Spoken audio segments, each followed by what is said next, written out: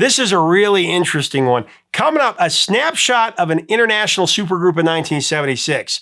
With two massive hits on the horizon, yet they made a choice that no one saw coming. Now, one song was a reworking of a song originally written by their manager for one of their singers' solo careers, but the principal writers of the group wanted the band to record it instead of it be a solo hit, but they didn't care for the lyrics at all, so they rewrote it. And then the other song was inspired by a smash hit that opened the gates for an entire musical movement. And later science would prove that this song was the happiest song ever recorded. But why did this group pick one song over the other, and what impact did it have on their legacy? We explore the surprising decision to sit on a song for over a year that made one of their lead singers burst into tears because she knew it would be their biggest hit, in favor of another more complex one that may have been code for a man who saved them from an earthquake? Huh? Don't worry, you'll get it soon. Story's coming up next on Professor of Rock. Hey, music junkies, Professor of Rock, always here to celebrate the greatest artists and the greatest songs of all time. You know, if you ever wasted loads of quarters at the arcade or pizza place playing Pac-Man back in the day, you're going to dig this channel of deep musical nostalgia. Make sure to subscribe below right now to get, click the red bell, click the notification, all that, so you know when our latest and greatest videos and interviews come out. Also, the t-shirt of the day, Thin Lizzy, baby. This one is so cool. It's got the tour dates on the back. It's a classic. Get it right up here at the link below, 80stees.com. Thousands and thousands of the coolest shirts you'll ever find. Also, check us out on Patreon. You know, today I decided that we got to do a new show. We haven't done a new show in a long time. I'm going to call it Back to Back. Studying the most successful back-to-back singles ever released by major artists or bands. And our inaugural episode, we've got a band that I've despised pretty much my whole life. But then earlier this year, I took many of our viewers' advice and listened to their music for 3 days straight, and I grew to appreciate their musical charm. To a point. Definitely these songs. Let's talk about ABBA's greatest back-to-back singles. I'm going to set it up for you. To much of the world, Waterloo was ABBA's breakout hit and seemed like their debut single, but in reality, it was their 7th single. Their second single, Ring Ring, had already made waves. It hit number 1 in Sweden and reached number 2 in Norway and Switzerland.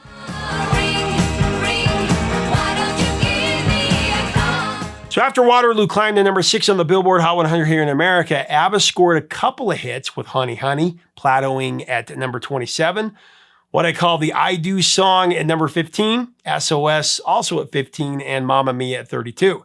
Despite a scattering of international success, ABBA had yet to develop into the force that they would become. Mamma Mia, here I go again, my. So in the spring of '76, the Pride of Sweden found themselves with a pivotal choice that could define their legacy forever. Whether to release the radiant, celebratory Dancing Queen or the evocative, heart-tugging Fernando as their next single.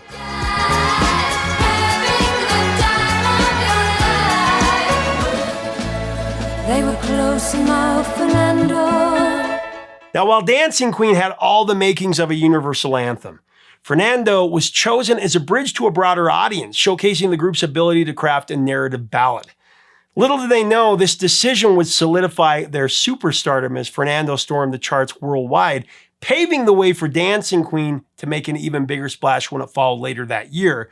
Fernando was a worldwide hit, but it didn't do as well as in America, whereas Dancing Queen did. We'll get to that. Again, I would, my friend Fernando, Dancing Queen.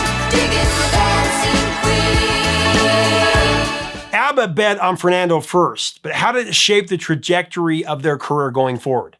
Here's what happened. The origins of Fernando trace back to ABBA's savvy manager, Stig Anderson. Initially, the song wasn't meant to be an ABBA classic at all. You know, Stig penned it with Anni-Frid Lyngstad in mind. Of course, known to her fans as Frida. It was going to be for her solo album. It was released in August of '75, Frida Ensam. The song's original Swedish lyrics told a more intimate tale, though. It's about a heartbroken man named Fernando, who is, as legend has it, a bartender at a favorite club frequented by the 4 members of ABBA. Fernando's story was only the beginning, though. Poor Fernando had lost his great love, facing the heavy burden of sorrow. As the song reflects in Stig's original lyrics, the sorrow can be hard to bear, but the fact that friends let us down is something we all have to cope with. The chorus really captures that heartfelt sentiment. Long live love, our best friend Fernando. Raise your glass and propose a toast to it, to love Fernando. Play the melody and sing a song of happiness. Long live love Fernando.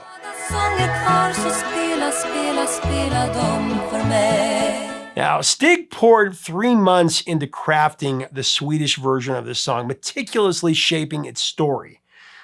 But when Bjorn and Benny decided to revisit the song, their process was a lot quicker. Of course, they were #1 hit makers. They gave the song the working title of Tango, but ultimately relented to the forlorn Fernando character. The duo reimagined the song, recording a new version with Agneta, joining Frida on vocals, and completing an English adaptation. The transformation came to life during a retreat on the island of Vigso. Inspired by the title and the rhythmic drums and the intro, Bjorn rewrote the lyrics while gazing at a crystal clear starry sky. The new story unfolded as a poignant tale of 2 Mexican men reminiscing about their fight for freedom alongside General Francisco Pancho Villa, the legendary hero of the Mexican Revolution from 1910 to 1920. There was something in the air that night, the stars. Of course, anybody that knows Abba's music knows that Bjorn often approached songwriting as storytelling, weaving vivid narratives into his lyrics. For Fernando, he imagined 2 old freedom fighters reflecting on their days in the Mexican Revolution.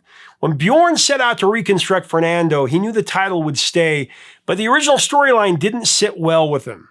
He said, that lyric was so banal, I just didn't like it. It was a love song, someone in love with Fernando, but I inherited the name and I thought, what does Fernando say to me? One starry evening at his summer house on the serene island at Vigsa, inspiration struck. The words came. There was something in the air that night. I pictured 2 old comrades from a guerrilla war in Mexico sitting on a porch reminiscing about what happened to them back then. That's what it's all about. It's just total fiction.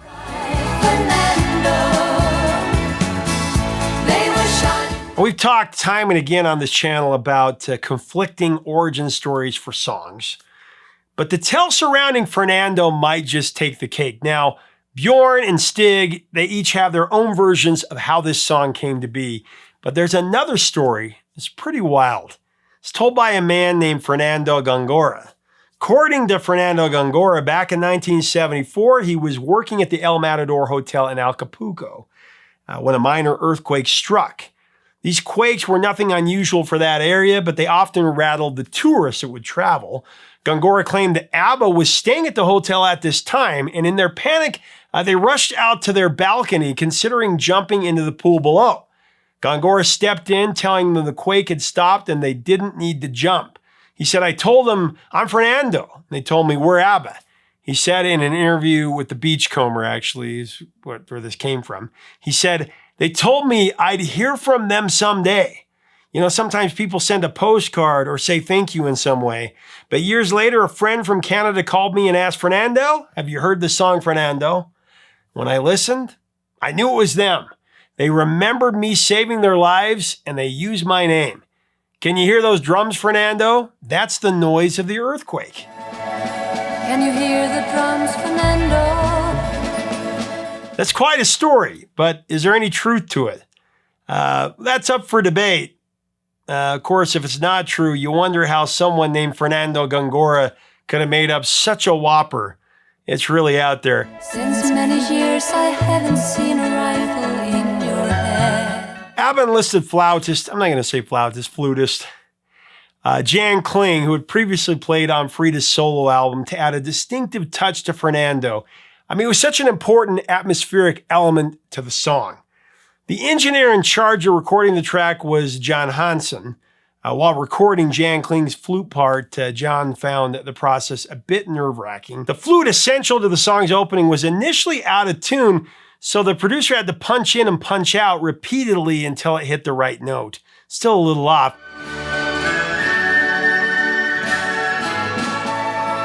Flutes had been associated with prog rock at the time, but they started gaining popularity in pop music after Simon and Garfunkel's brilliant use of their instrument in their 1970 hit El Condor Pasa. if I could.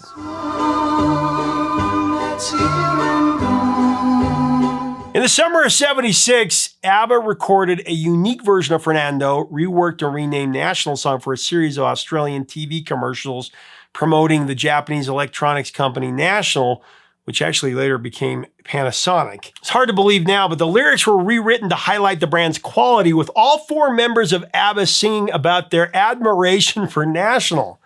Stig Anderson sold the rights to the song to National for a hefty $1 million price, big back then. On the surface, it might have appeared to be a clever and creative way to blend their music with the brand's image, but all these years later, the band sees it differently. They felt it was a shameless sellout. In fact, Benny Andersson in particular was disgusted, saying, "That did it for me. We've never sold another song like that again." Pretty bad. There is so much more to National.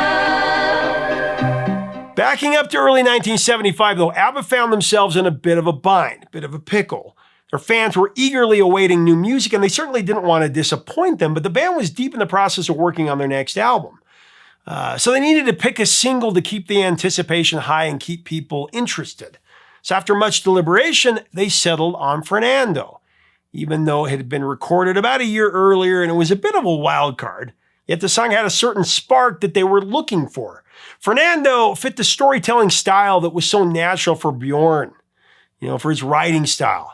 And they too had sat on that song for a while. But get this, at the same time, they had another gem in the works.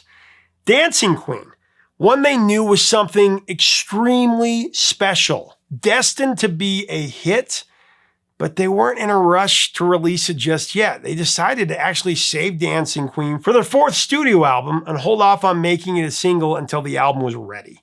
Now, this was a calculated move, and one that paid off in a big way. Dancing Queen would become their biggest hit.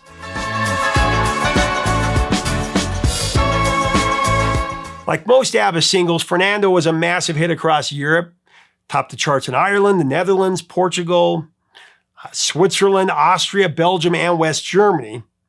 Now in the UK, Fernando was the 4th biggest single of 1976. It spent 10 weeks in the UK top 10, more than any other Abba track, and became the 2nd of 3 consecutive #1 hits for the band following Mamma Mia and preceding Dancing Queen. By September 2021, it was Abba's 6th biggest single in the UK with 903,000 chart sales, including pure sales and digital streams.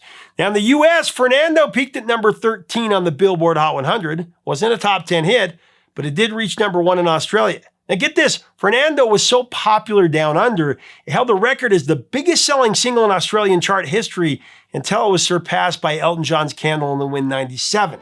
Goodbye, rose from a country lost without. Dancing Queen was crafted by Abba's Bjorn and Benny, with Stig Andersson, who received a writing credit for his contribution. According to Abba's official site, Dancing Queen started out as a dance song with the working title Boogaloo. The band drew inspiration from the 1974 George McRae disco hit Rock Your Baby, and also the funky drumming on Dr. John's 1972 album Gumbo.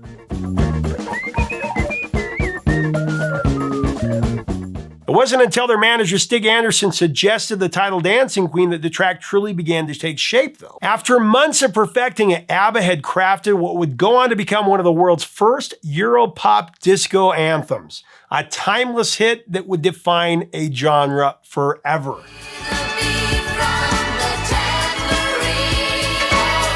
Benny and Bjorn, they bought a 45 of George McRae's Rock Your Baby with them to the Glen studio, playing it literally on repeat throughout the control room speakers.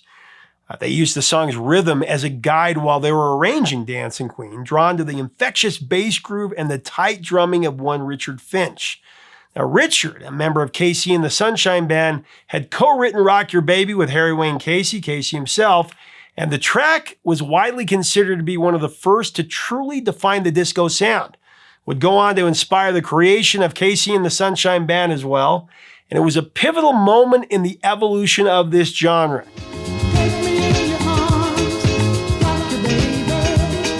Having said that, there are a lot of people out there that would like to take a time machine and stop the first disco hit from ever happening, but I'm not one of them. Richard Finch known for his engineering creativity, shared the interesting behind-the-scenes detail about the making of Rock Your Baby. He said that the bass drum sound on the track came from an unexpected source. Get this, a transistor radio speaker. So Finch explained one day the microphone for the kick drum just stopped working. Not one to give up easily, he decided to take apart the broken mic, suspecting the diaphragm inside had failed. So after a bit of tinkering, he had an idea. He took the microphone's transformer and connected it to a small speaker from a pocket radio.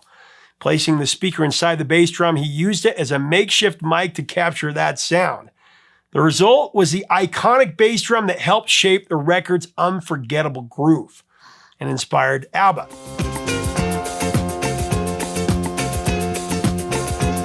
Richard Finch struck it big with his collaboration on Rock Your Baby, and the payout was huge. His first royalty check for the song was a staggering $227,000. Roughly $250,000 at just 20 years of age is what he got. First thing he did was buy a Jaguar for his mom, even though the U.S. was deep in the 1970s oil crisis, and she didn't even have a driver's license, and she didn't get one for another 7 years. But while he was living the dream, his lack of financial foresight would come back to haunt him, as it does for many musicians. In the early 80s, Richard signed a disastrous contract to part ways with the band, giving up the royalties for the songs he wrote and performed. This costly decision meant he missed out on millions in potential revenues as Casey and the Sunshine Band's hits were revived in movies and TV shows and cover versions over the years.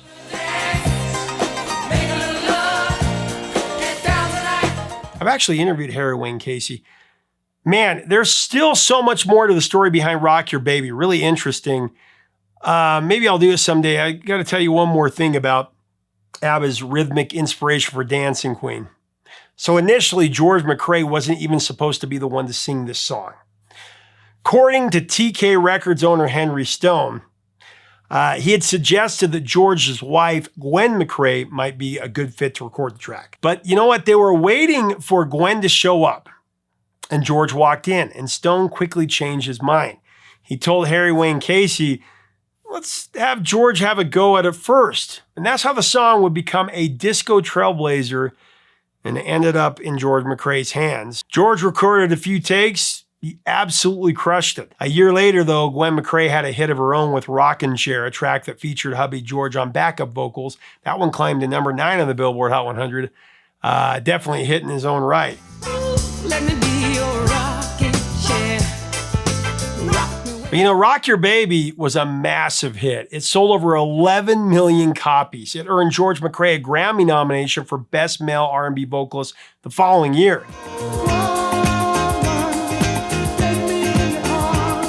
However, despite the success of this monster jam, it would remain his only major hit. In 1975, he did manage to land another single in the top 40 with I Get Lifted, but it stalled at number 37, so pretty much a one-hit wonder with a little note there.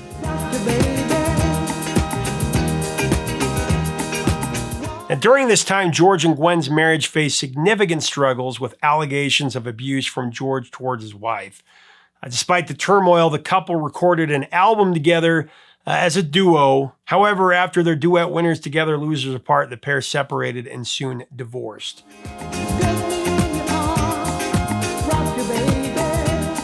Now, the rhythm and guitar parts on Dancing Queen were played by Bjorn with Michael Eriklu handling the bass line. It was a groundbreaking track for Bjorn as it marked the first time he incorporated electric guitar parts into his arrangement, which were recorded by the talented Jan Schaefer and Anders Glenmark.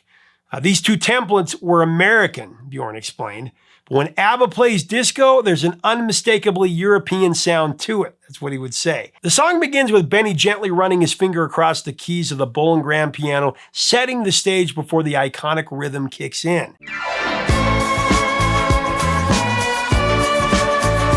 Frida admitted that when she first heard this track, she burst into tears. Even without the lyrics and the vocals, she said, I thought it was incredibly beautiful. She knew it was a number 1 hit even before she was going to sing on it. Meanwhile, Agneta was asleep when Bjorn returned home from the studio. Not wanting to disturb her, he was bursting with excitement to share the new music. He knew he had a number 1 hit. So instead of waking her up, he made his way to his sister's house. There he played the cassette for her again and again. Both of them were amazed by how incredible it sounded. They couldn't believe what they were hearing. They held on to this song, like I said, for over a year. I mean, imagine knowing that you had a smash hit, just patiently waiting it out. But staggering the release of Dancing Queen in favor of Fernando turned out to be a stroke of genius. Benny, Bjorn, Frida, and Agneta could feel it. The euphoric energy in the musical arrangement of Dancing Queen was undeniable, and soon the world would know.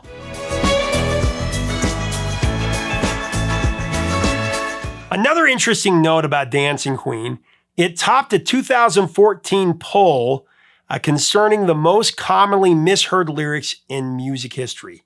22% of the people polled admitted they had mistaken the lyric, "See that girl, watch that scene, digging the Dancing Queen," for "See that girl, watch her scream, kicking the Dancing Queen." Watch that scene, digging the dancing queen. All in all, deep down, Abba knew that this song had the potential to become their biggest hit.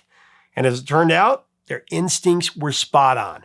Dancing Queen topped the charts in a variety of countries, including Australia, Belgium, Brazil, Ireland, Mexico, the Netherlands, New Zealand, Norway, Rhodesia, South Africa, Sweden, West Germany, and was unquestionably Abba's seminal hit in America, where it was their only hit to reach #1 on the Billboard Hot 100.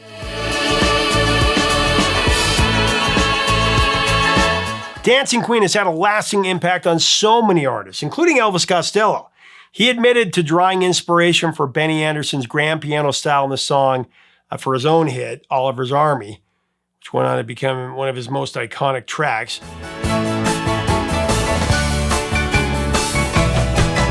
Also, Chris Stein of Blondie says that his group's 1979 hit Dreaming is pretty much a cop of Dancing Queen. Pleasure's real, or is it fantasy? It's got to be the most respected disco song ever. There have been countless remakes of it.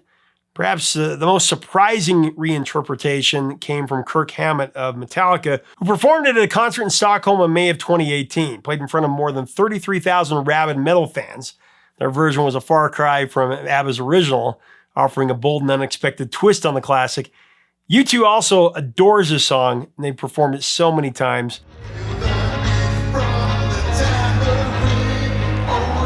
I guess you could say that ABBA had their cake and ate it too, because Fernando, it was a mega success, but in a different way. There was a complexity to Fernando that was more representative of the emotional resonance of ABBA, a quality that made them such a beloved group around the world and has got me to be a fan of some of their songs. I really like Fernando. On the flip side, Dancing Queen had a whimsical fairy tale wonder with an irresistible dance groove that survived the disco backlash, one of the few. It became something for future generations to cherish. It's also been named the happiest song of all time according to science.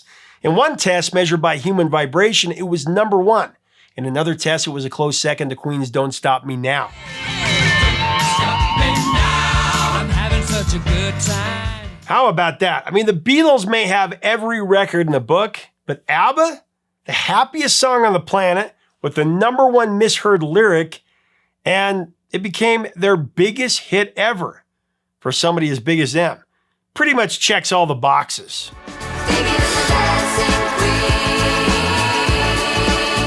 Leave us a comment about Fernando and Dancing Queen. What's your favorite? Do you like this new show Back to Back, talking about the two greatest, or back-to-back singles, greatest singles ever? I mean, Fernando, and I mean, it's funny. These guys have Fernando and Dancing Queen, and they sit on it for a year. That's how talented these guys were. I've got a new respect for them. Let's have a great discussion. What are your memories of these songs? What do you think about ABBA? If you like our content, we invite you to subscribe, get your Thin Lizzy shirt, or get an ABBA shirt there as well. Until next time, 3 chords and the truth, my friends.